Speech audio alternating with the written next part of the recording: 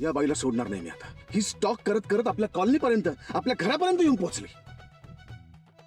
आता हिला सोडत नसतो मी. ए समर समर समर, तुम्ही इथे काय करताय? माझ्या कॉलनीत पाठलाग करताय माझा परत? तुम्ही इथे राहता? हे बघा, तुम्ही आता आव आणू नका. तुम्हाला बरोबर माहितीये मी कुठे राहतो. तुम्ही शोधत शोधत तिथपर्यंत आलात, माझ्या घरापर्यंत. अशक्य आहात तुम्ही, अशक्य. तुम्हाला एकदा नीट सांगितलेलं कळत नाही का? पुन्हा पुन्हा तुम्ही माझ्या मागे मागे येताय, पाठलाग करताय. काय चाललंय? मी कशाला पाठलाग करेन तुमचा? एक मिनिट, ह्या कॉलनीत काय तुमच्या एकट्याचा बंगला आहे? नाव लिहिलंय का अख्ख्या कॉलनीवर तुमचं? बाकीची घरं नाहीये? जिथे तिथे दादागिरी करत असता. दादागिरी? मी दादागिरी करतो? हो. दादागिरी तुम्ही करता. तुम्ही मला त्रास देता, तुम्ही माझा पाठलाग करता. ओ प्लीज, तुमचा पाठलाग करण्यापेक्षा खूप महत्वाची कामं आहेत माझ्या आयुष्यात.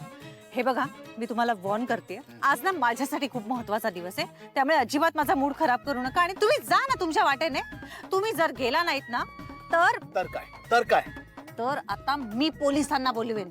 तुम्ही कशाला पोलिसांना फोन करताय? मीच करतो पोलिसांना फोन. सांगतो त्यांना की या बाई पाठच सोडत नाहीत माझी, त्रास देतात मला. ओ जा जा, बोलवा पोलिसांना. घाबरत नाही मी तुम्हाला. बोलवतोच. आता मी पण बघतेच. तुम्ही पोलिसांना बोलवलात ना, तर आता माझा वकील बोलेल तुमच्याशी. वकील? हम्म. ठीक आहे.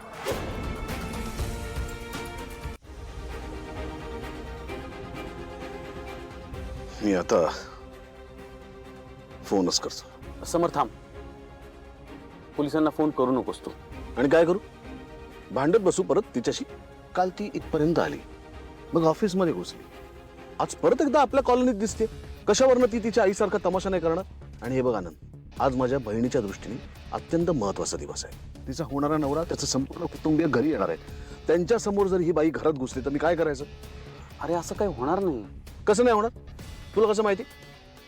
आणि हे बघ, यावेळेस मला कुठलाही चान्स घ्यायचा नाही. मी सहनच नाही करू शकत तिने काही परत येऊन गोंधळ घातला तर.